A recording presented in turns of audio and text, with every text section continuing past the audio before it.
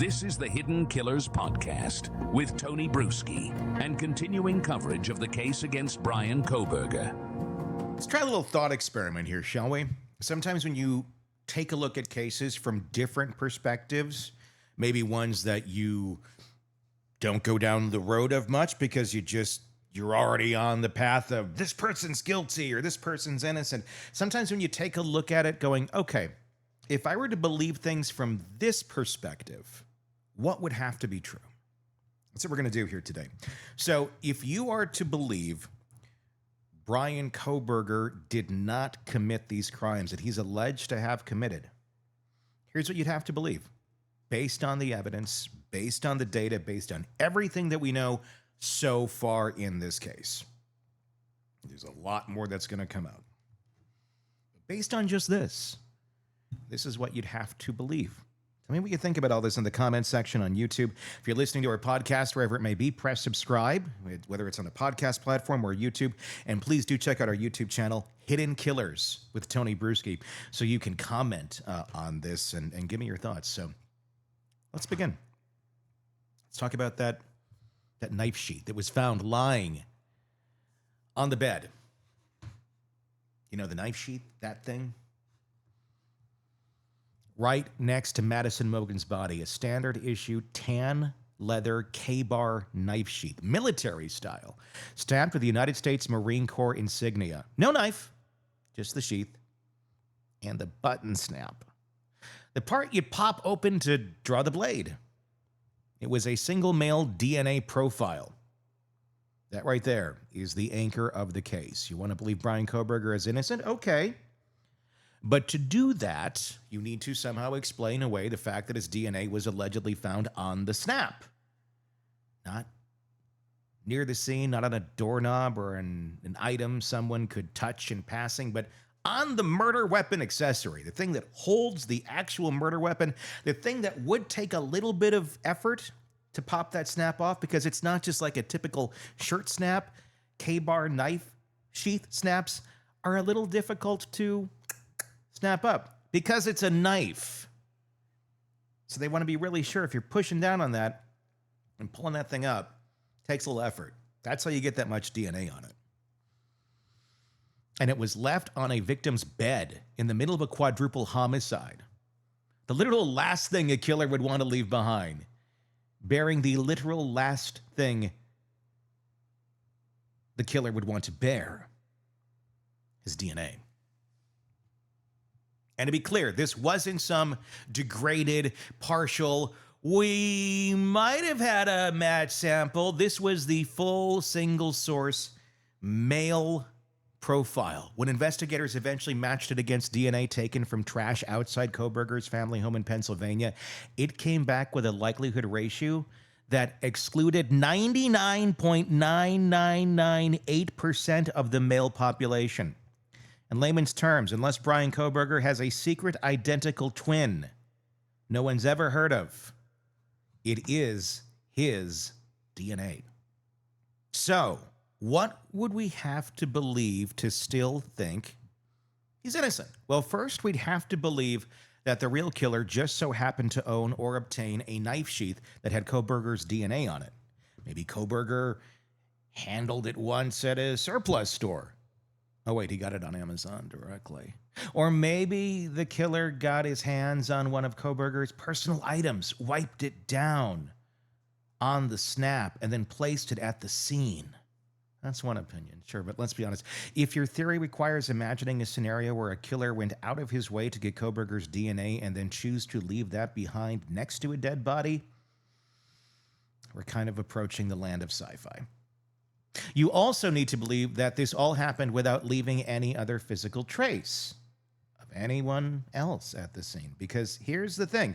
That knife sheath, it didn't have a mix of DNA. It wasn't like a crowded party scene where you'd expect a few stray cells from different people. It had one person's DNA on it. That's it. One person. No second contributor. No partials. Just the guy who's going to be on trial. Now, defense attorneys might argue about DNA transfer. Maybe Kohberger's DNA got on the sheath through secondary contact, like someone else touched a surface he'd touched, then touched the sheath. But we're not talking about a stray skin cellar doorknob here. We're talking about the snap closure on a military-style knife sheath allegedly found under a corpse in a locked-off crime scene with nobody else's DNA in sight. If that's a transfer, it's the most precise, surgically accurate case of indirect contact the forensic world has ever seen. And look, DNA can degrade, samples can be messy, but that's what makes this so unusual. This was clean. It was intact. Investigators weren't digging through chaos to find a weak result. It was a gold standard match. Just in case everyone's wondering, no, the police didn't go rummaging around his trash and immediately decide to arrest him. They used a genealogical search to track the DNA to a family line and then narrowed it to Kohberger. Then they waited, watched, followed, got DNA from his father's trash in Pennsylvania, compared that to the sheath DNA, then finally got a direct sample from Kohberger after his arrest. 3 steps, each one confirming the same conclusion. If this was contamination, it would have to be the most consistent contamination in modern criminal history. And if that's not enough, let's add a dog to the mix. A little while after Kohberger's arrest, when authorities searched his apartment in Pullman, they collected a long list of items: vacuum debris, fibers, possible hairs, and a strand of animal hair.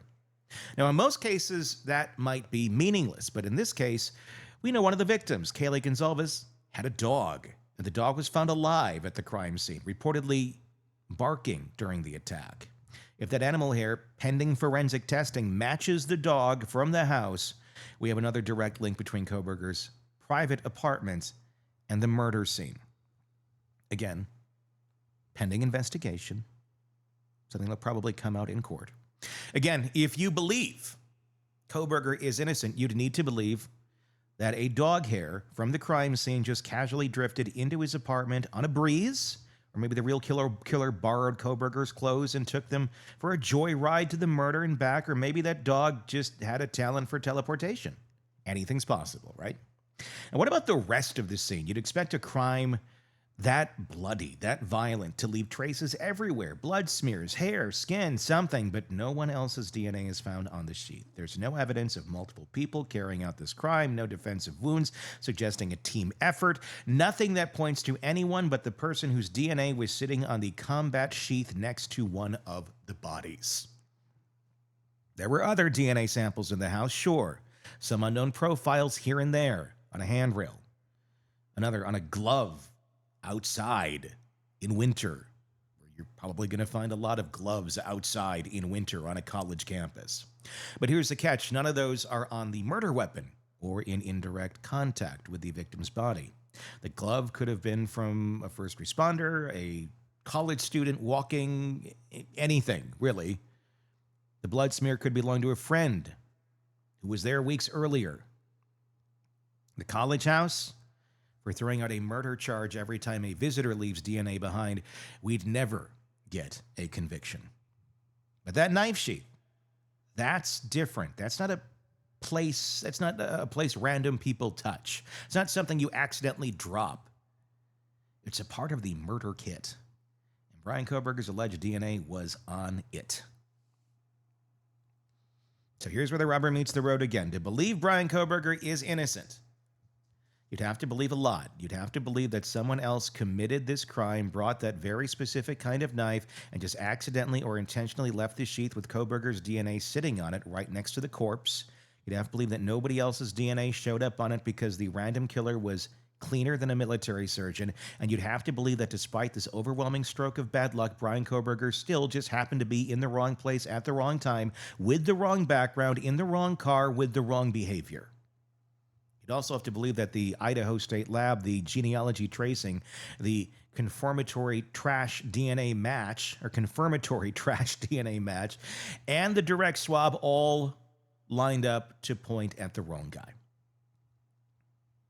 That they all, independently, just happened to screw it up in the exact same way.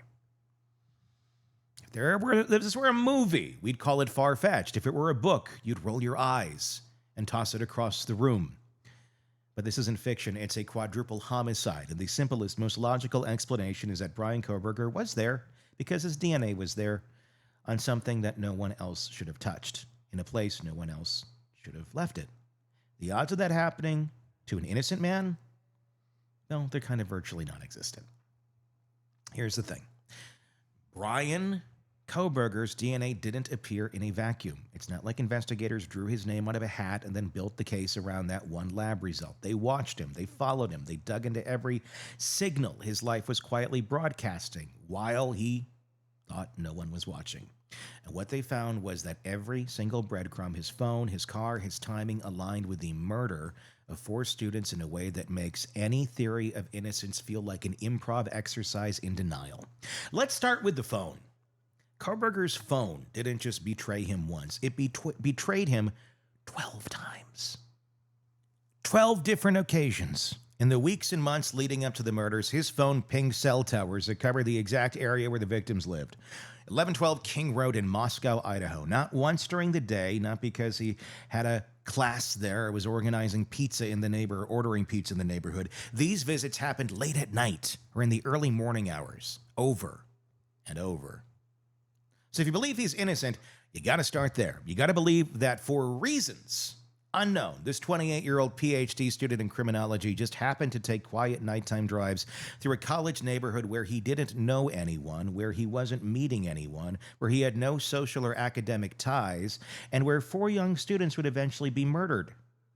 And you'd have to believe he did this repeatedly, including one specific night in August where a sheriff's deputy pulled him over just minutes after his phone pinged right near the house. Wrong place, wrong time again. Fast forward to the night of the murders, November 13th, his phone was active until 2:47 a.m., connecting to towers near his apartment in Pullman, Washington. It's about a 15-minute drive from Moscow. Then suddenly, silence. From 2:47 until 4:48 a.m., his phone went dark completely. No signal, no tower connection, no activity, just off. Right as the murders were taking place. Now, if you believe Bryan Kohberger is innocent, you've got to believe that he randomly turned off his phone for exactly the same 2-hour window that the real killer used to carry out one of the most brutal homicides in recent history. Wasn't a dead zone. Cell coverage exists the whole route. It wasn't airplane mode for a nap. He was allegedly out driving, and his phone just so happened to be silent through it all. Then, as if on cue, at 4:48 a.m., the phone lights back up. And guess what? It's not pinging in Pullman, where it started. It's pinging south of Moscow, on the same stretch of road. White Hyundai Elantra had just been seen driving away from the crime scene at high speed minutes later. You'd have to believe this was just an accident, a perfect technological fluke. Maybe his phone ran out of battery and came back online in exactly the spot the real killer was fleeing through. Or maybe he left his phone behind with someone else, and someone else drove his car and committed the murders. That's another popular theory, right? And someone else did it in his vehicle while he, slept through the whole thing and didn't notice his car was gone? And then this is important. At around 9 a.m. that same morning, his phone pings again in the vicinity of the King Road home. The bodies hadn't been discovered yet. No crime scene tape, no sirens, just a quiet, blood-soaked house no one had entered. According to the data, Kohberger's phone was right there again. So now, you're on the hook for 2 beliefs if you think he's innocent. First, that he coincidentally blacked out his phone at the time of the murders. And second, that he coincidentally wandered by the exact house later that same morning before the police even knew what had happened. Maybe he just liked the neighborhood, or maybe he was sightseeing. But sure, it starts to feel less coincidence and more like compulsion, because if that trip was what it looks like, a return to the scene to see what the fallout was, it matches a psychological profile you'd expect from someone who couldn't help but revisit their own crime. Let's talk about the car. Investigators didn't just track the phone, they tracked movement using video from traffic and residential surveillance cameras all over the area. They pieced together the path of a white sedan that started circling the King Road neighborhood in the early morning hours of November 13th. The vehicle is seen on video at 3:29 a.m., making one pass, then again. By 4:04 a.m., it appears to stop or park near the residence. At 4:20 a.m., it flees the area at high speed, taking a roundabout route out of the neighborhood using back roads, and then it travels south and eventually loops north, mirroring almost identically the path Kohberger's phone takes when it comes back online. That car captured on video multiple times, was a white Hyundai Elantra without a front license plate. Now, for those outside of Idaho, here's a detail that might slip past you. Idaho requires front and rear plates. Pennsylvania, where Kohberger's car was registered at the time, only requires a rear plate, meaning that car on the video, white Elantra, no front plate, isn't just a match in color and shape, it's a match in legal detail. You're not just finding a similar vehicle, you're finding his vehicle. Eventually, investigators traced the car to Kohberger, 2015 white Elantra, registered in Pennsylvania, residing at the Washington State University apartment complex in Pullman, where they pulled campus surveillance. They saw that same car leaving his apartment lot around 2:44 a.m., the night of the murders, and it returned around 5:25 a.m. Let's recap. Kohberger's phone stops transmitting at 2:47 a.m. The car leaves his residence at 2:44. The murders occur between 4 and 4:20. The same car is seen fleeing the scene while his phone remains dark. The car returns to Pullman. The phone lights back up. You'd have to believe that someone else, again, just so happened to drive a car identical to his in the exact same direction on the exact same time with no front plate on the night of the murders, and that Kohberger himself didn't notice or report that his car had been taken or realize he was about to be linked to the crime scene by moving a constellation of video footage and cell tower data. It doesn't stop there. The phone data, the lack of alternative suspects with anything even remotely resembling this trail, it all piles into a portrait of proximity and opportunity. And yet, for some reason, Kohberger has never offered an alibi. There's been no statement of, I was here, I was with someone, just silence. And from the defense team, vague suggestions about unreliable cell data, unidentified DNA on unrelated items. But when it comes to the phone in the car, the silence is loud.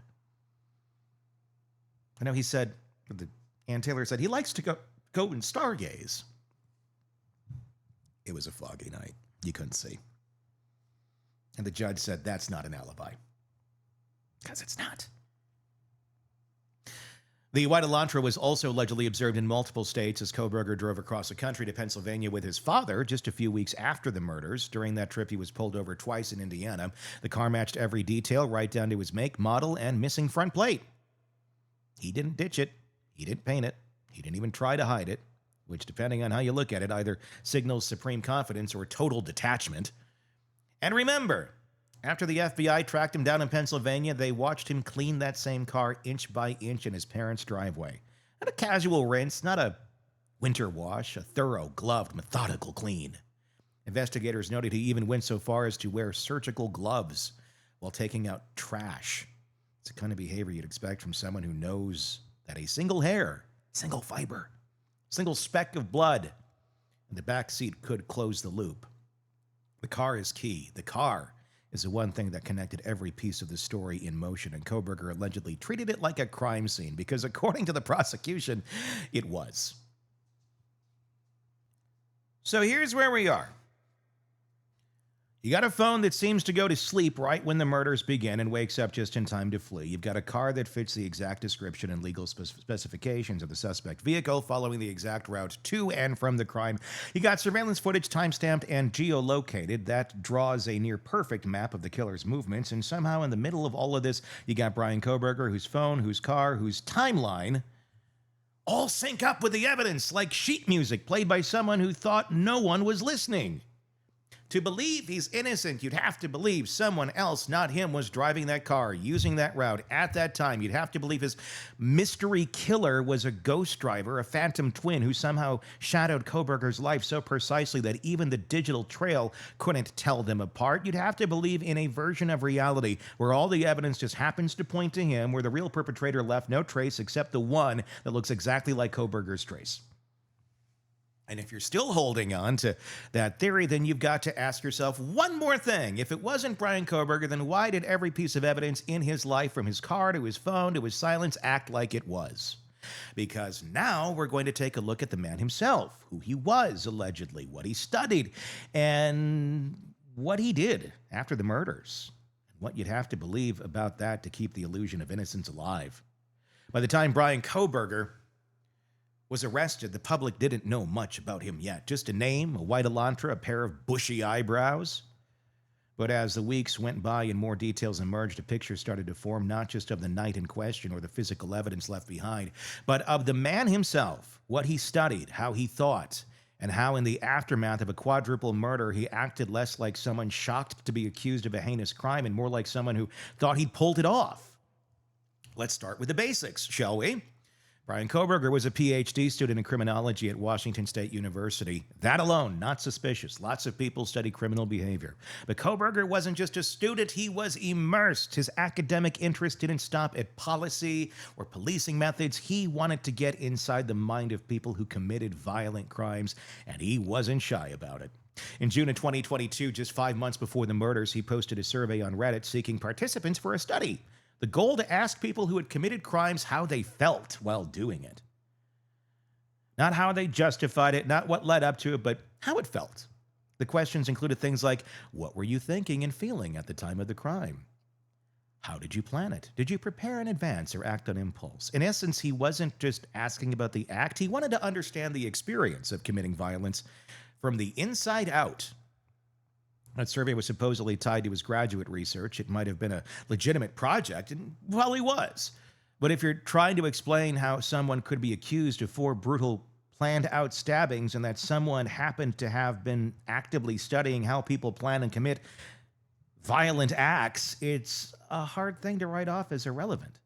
You'd have to believe that this overlap, his focus on violent behavior and his alleged connection to violent crimes, was just bad timing, pure coincidence.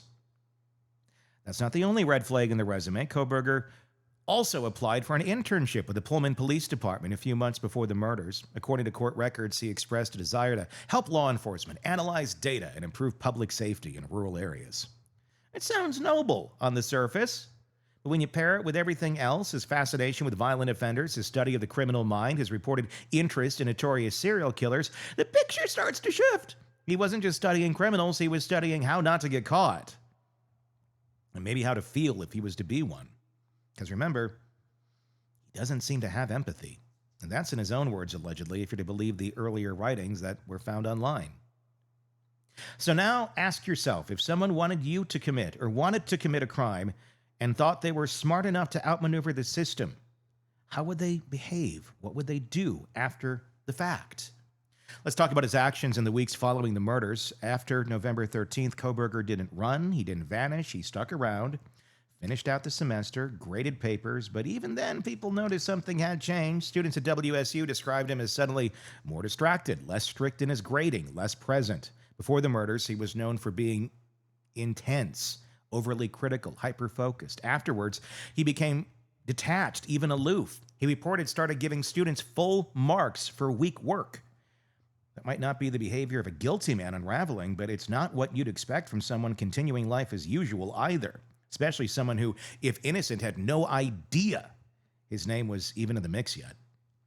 And then there's the car, the white Hyundai Elantra, the one that had already shown up on police radar thanks to surveillance footage. The same make, model, and year range investigators were asking the public about. Instead of ditching it, Kohberger took it on a 2,500-mile road trip back home to Pennsylvania with his father, riding shotgun. It wasn't some quiet family Christmas. Investigators now say he was being tracked the entire time. His car was flagged multiple times along the way. And what did he do once he got home? He cleaned it meticulously. According to sources close to the investigation, Kohberger was seen scrubbing his Elantra inside and out in the days before his arrest. Not a quick wash, a winter grime removal, an inch-by-inch deep clean, allegedly wearing surgical gloves. That wasn't the only time the gloves came out. He was also reportedly seen late at night wearing those same gloves while taking his family's garbage out, not into their own trash cans, but into the neighbors' trash cans. Now, if you're innocent, this is pretty strange. Gloves to take out the trash using someone else's garbage cans. It's not illegal. It's not even suspicious on its own. But when you're the subject of a major murder investigation and investigators are actively trying to collect your DNA, it's hard not to look at that and see a man trying to keep his biological footprint out of public reach. When the arrest finally came, it was early morning. FBI agents and local law enforcement converged on his parents' home. Kohberger was reportedly awake, dressed in black, standing in the kitchen when they came in. And according to law enforcement accounts, the first thing he said was, "Am I the only one being arrested?"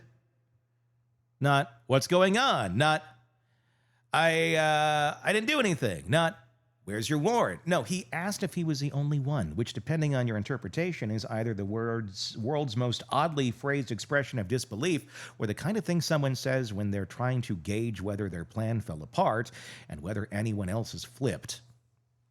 It's not a confession, but it's not helpful either, and it adds to a pattern that brick by brick builds a wall that's hard to climb over. Because at every turn, Kohberger behaves like someone who knew exactly what kind of evidence investigators would be looking for, and who tried maybe a little too hard to stay one step ahead.